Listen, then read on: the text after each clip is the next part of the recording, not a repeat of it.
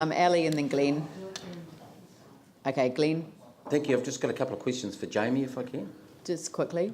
Thank you.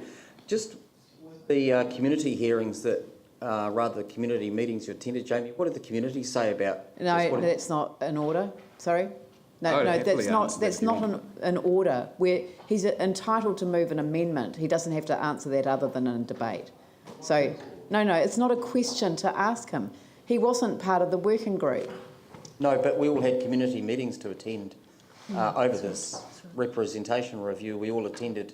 Well, I'm sorry, I didn't attend any. I'm happy to answer, but in saying that, it would just be anecdotal, and to be honest, it's kind of dropping the level of debate. Yeah, no, he doesn't have to answer that question. Okay. You got another question? No. David? Just a question of process with community boards. I'm not sure whether I've read it or not, but we're not proposing that, say for Burwood and the Coastal Board, that you would elect 3 community board members from one subdivision and 3 from the other, or are they just elected over the ward area? So is this in the amendment or in the actual proposal? I'm just asking the question. I'm trying to find it. I can't see it in the paper. So in the paper that was put forward, it was proposed that the community board areas would elect people. The community board areas would be subdivided and elect people from their subdivisions, and I think that holds for Councillor Goff's amendment as well. Which is interesting is that you'd end up with 2 different models of voting in the, you'd end up with 2 different models of voting. So, that's right. Yeah. That's right. So you'd be voting for the ward at large, and then a different form of voting. In some respects, it would actually be, for the division, from an administrative point of view, better that it was one or the other. But more confusing for the voters. But it's pretty. I mean, that's kind of more decisive for me. What is the current position in relation to the Banks Peninsula Ward for the Akaroa and Wairewa subdivision? Yeah. So 3 members are elected for the community board from the Akaroa subdivision. 2 members are elected from the Wairewa subdivision. Right. It's currently the confusing.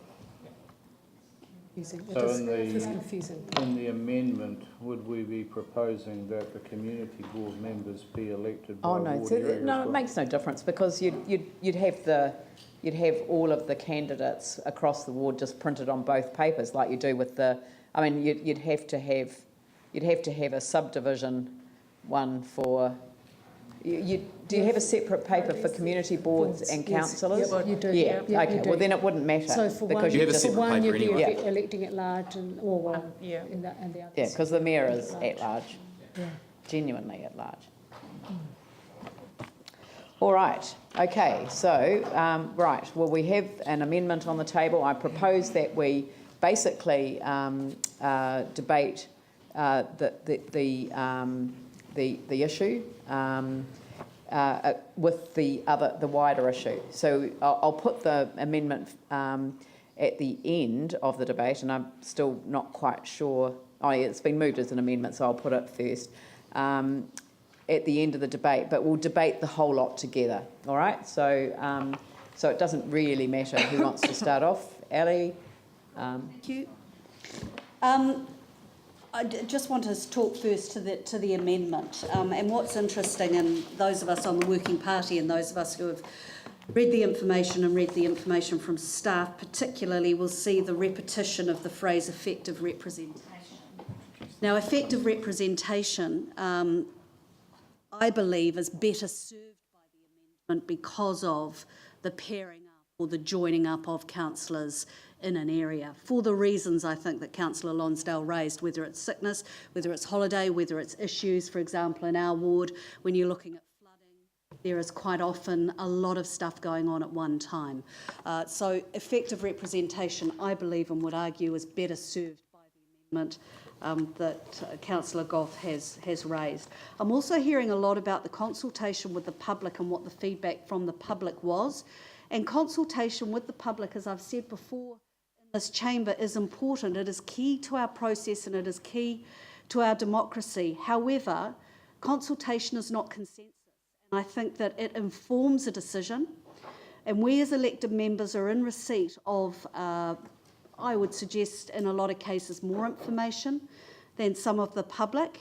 And our staff are in receipt of more information, and we certainly have got more practical experience as councillors working with other councillors at the moment as the system currently stands. The shared workload, the shared responsibility, and the shared skills, to be frank. You know, we all have different areas of knowledge and experience that is really important when you're working in a ward. I actually think the status quo works really well. I understand the requirement for revisiting this. However, with the city still in flux and with people still under a lot of stress and changes in the city, even the change of ward names is something that concerns me, because I quite like the stability of Papanui and the ward names that we know. I believe that what we have would work better with stronger community board support and stronger ward HQ support as well. I do appreciate we have to address what's happening because of the movement in the city and the change in the population. So I actually probably, I'm unsure what I'm going to do as far as the 1416 goes, but I'm definitely, as I said, in support of the amendment because I believe it shows a much greater effective representation for the city. Jamie. Thanks. I'll speak to the amendment because I'll obviously move that, and then I wasn't expecting to, but I'll try and tag on the end then where I'm at with the 14 or 16 or the numbers, because that is a separate issue. But I think you have an understanding of, and if you can give me a wee bit of grace because it's combining a whole bunch of debates into it. It's very kind of you. I'm in a good mood. The wording's been worked through with staff, and it results really in just proposing that instead of one councillor being elected for each subdivision within a ward and later joined up with the other one subdivision councillor in the wider ward, that the total number of councillors the ward has would simply be elected by that ward as a whole. So that's all there is to it. It's totally outside of the 14 or the 16, and it doesn't touch the community boards and the subdivisions there. They would still exist. It just simply says that instead of councillors being, I'm just repeating it because Glenn's looking a bit confused there, it's just that instead of, so in your ward then, for instance, instead of one being from Burwood and one being from Coastal, there would be 2 councillors elected for that Burwood Coastal area under the 14. So, and the only other point I'd make too, just on what Yanni said originally, it might not have been Yanni, sorry if not, but around a Burwood City Council, the whole point of me promoting this is so we don't have people saying they're the Burwood City Councillor or the Strowan City Councillor or the Coastal City Councillor. You're a Christchurch City Councillor. At Community Board, cool, get really parochial, that's great. Grassroots stuff, tackle those things. But the whole point of a councillor is to have that higher overarching view, and that is the intent around this. And again, I'm keeping this very separate from the numbers because I'll get to that later. So first, the amendment is about quality, first and foremost. Good and effective representation relies on good and effective representatives. In the Whenua Waimari ward, over the past few years, no area or suburb in our ward has had more attention, more resource, more love given to it than Bishopdale. That's an absolute fact, and no one could dispute that. We've assisted to have a men's shed community group. We've developed a new initiative which celebrates a yearly event celebrating everything that the Bishopdale ward is about. It's fantastic. In fact, we actually fought for and secured funding against all the staff recommendations for a purpose-built and brand new Bishopdale Library and Community Centre. So neither the 2 councillors nor any member of that community board actually lives in Bishopdale, but it's incredibly well represented. And I would say that it's better represented than actually any other subdivision, for lack of a better word, in this proposed area. Second to this, I guess I want to give you a real-life example. If you were going to have 2 councillors elected in, let's say, under the 14-ward model, for example, in the Spraden-Beckenham ward, as it's proposed, and you had 2 outstanding councillors running in Beckenham, but no one particularly effective in Spraden, why would you choose to have one of those outstanding ones miss out in favour of a dud? That's the essence of it. And from a resident's perspective, they will want to contact a councillor for councillor-related issues that was on their ballot paper. Electing 1 councillor per subdivision means that if they are a dud, or even if they're great, but if they're away, or they happen to be on holiday, or they're bogged down with another significant issue, then that subdivision is going to get absolutely left out in the cold. There's no one to share the load with or to tackle an issue with together. And it's all well and good to say that after the election, all the subdivisions within that ward are joined up, so there's more than one councillor to go to. But it just isn't going to happen. Those other councillors will have their own issues, or residents whose ballot paper that they were on going to them. You're going to create an inherent reluctance, rightly or wrongly, for a councillor to be expected to freely take on council-related work for people that don't, won't and can't even elect them. It's not going to be particularly fair on the representatives, and it's certainly not fair on the community. Secondly, for this, and my final point, and more important, and my driver around the amendment, the most important aspect that I see is that it's a safeguard against falling into neighbourhood battles and silo mentality, not just at the council table, but perhaps even more damaging would be to have councillors put into the silos even at the community boards. If the community board members are elected by a subdivision within the ward, that's where the grassroots parochialism can come from. But you're going to be wanting the councillors that are there to bring that overarching big picture view, which electing them by a subdivision as well as the community board members just does not bring. Now, there's not much more detrimental to a city's democracy and effectiveness than patch protection or petty parochialism, or I digress. Look, the point is, having one sole councillor elected to their smallest subdivision within a ward only encourages each to joust for patch superiority and ultimately miss the bigger picture.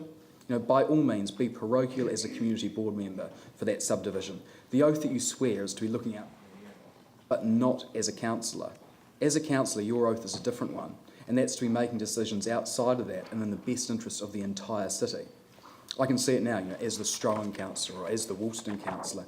It's not what we want. We need to be doing all we can to ensure that the councillors take a holistic view and have a wider decision-making hat on whenever possible.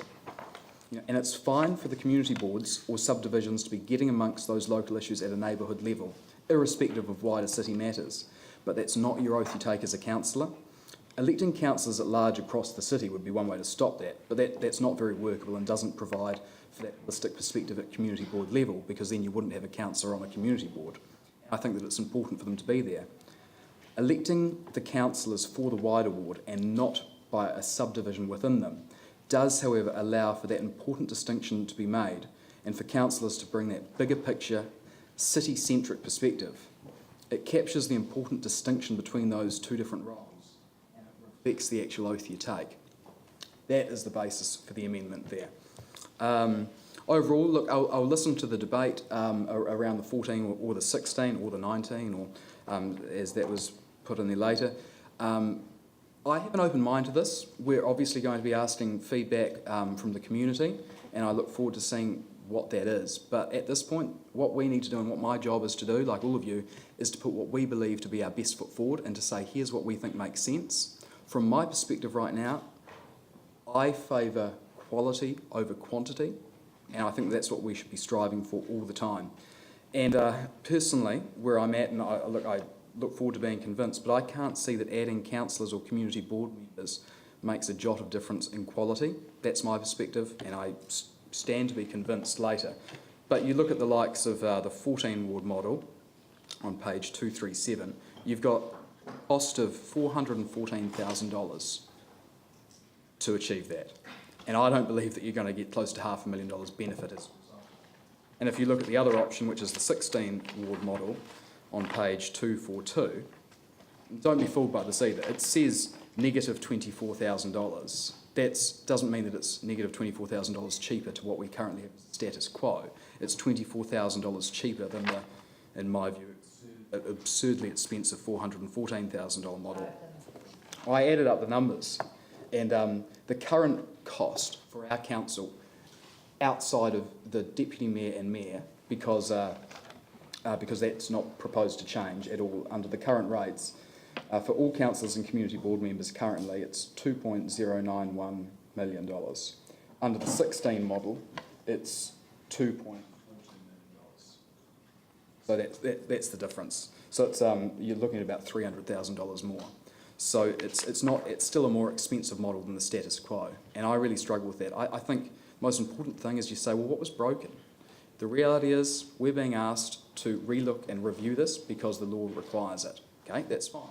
So what's changed? The boundaries have changed, or should perhaps change because population shift from perhaps the east to the west. So I would look at addressing that, but I truly do not believe that adding more people makes anything more effective and efficient. That's what worries me about it, but I look forward to seeing what the consultation uncovers. So for me, and I could still change my mind before the vote on the 14 or the 16, but I actually can't support any of them. Both of them add people, and I don't believe that you get a tangible benefit as a result of it. So for me, it's like asking, what type of fish would you like in your seafood milkshake? They don't sound very appealing, whatever way you go to me, and that's just where I'm at. But look, it's a transparent process, and we're asking the community. They may share my views, they may not, but I just don't believe that quantity equals quality. I think that that's what we should be striving for. Yeah, I don't normally do this, but what you stated wasn't accurate. So the reason for the increase in the cost actually is about the increased remuneration that has been passed by the Remuneration Authority. As I was using the latest numbers. I actually took it. Right. So what we've set out in that table is that the 16 ward model is actually less than the status quo. Yeah. The status quo as in today. And today. But that's Yeah. interesting though, because today, all of the councillors' salaries and all of the community board members' salaries equals $2,091,000. What was that? One Yeah, There's one less. and I added it up. 40 community board members, 16 councillors. No. Point of order, that's obviously Yeah. incorrect. So, It is incorrect, and so, but the thing is that I All right. wanted to kind of Right, that's fine. say that, and I don't It's a red normally herring do then, that I'll because leave it it. normally, if it were a parliamentary debate, it would be a debatable matter. But the trouble is that the way that this would be reflected is that yeah. So that isn't accurate. The figures that we have are Glenn and then David, Phil, Andrew. Thank you, Mayor, and apologies for making Councillor Goff and yourself wriggle before. I didn't mean to, rock the boat over that question. I thought, anyway, that's fine. It was out of bounds, but Correct. yes, thank you. My perspective, many of us here have a social constituency apart from a geographic one. So my view on this is that we need to ensure that we have balance in the city. We need to ensure that the voices of those in Woolston, Aranui, Linwood, Hornby, Wainoni, Addington, Casebrook, Jelly Park are represented going forward. The proposed amendment means these communities and the chance for these communities to have their voices heard would arguably and strongly so be diminished in a larger ward. In this city's history, is it any surprise that the In the Know hub is actually located at Eastgate? It's a place where those who may not have the skills to articulate their insurance pleas can be heard. A natural disaster amplifies, in my view, existing social conditions, and it seems to be well known that disasters worldwide disproportionately affect lower socio-economic communities. The amendment, in my view, would not provide an equitable platform for our lower socio-economic communities in this city to have a voice. And in this regard, I think, yes, Bishopdale, very good. We've heard a lot about the library there. I'm aware of the surrounding social housing members of the community. I lived in that ward for 7 or 8 years, but I do also have to say who will represent the other social housing residents in Brynwa, who will represent the multicultural community in Arangi, the children of that former school, who will knock on the doors on the northern side of Clyde Road, build community in tough places like Hooker Avenue, and articulate the anxiety over housing New Zealand intensification in Jelly Park. The last council got itself into trouble, and this is my view, my take on it, because it stuck to BAU after a natural disaster. This status quo, as Councillor Goff has actually said, proposal keeps us to a business as usual model. We've had a huge natural disaster. There's been quite significant socio-geopolitical change in the city, and we need to respond. We can't stick to what we have now. We need to ensure that the voices of those in our community are heard, and that's why you heard such a big pushback from those in the New Brighton community. I know some may have found at times difficult to hear that, but actually at times you do have to move with some affirmative actions in some places in cities to ensure that those voices are responded to and that those communities are resourced. My view is that the original recommendation meets the Local Government Commission guidelines in respecting communities of interest, in terms effective representation of those communities, and the fairness of the representation of the electors. And that's the third aspect of this. And so I urge you, please, to support what is a fair approach. Kiwis have in their psyche this fair go for all. And I feel that the original recommendation actually responds to that through what we are being asked to do here. I truly feel that if we go down the path of the amendment, that a lot of communities whose voices do need to be heard will actually be subsumed in those large awards. So I please urge you to support the original recommendation. David?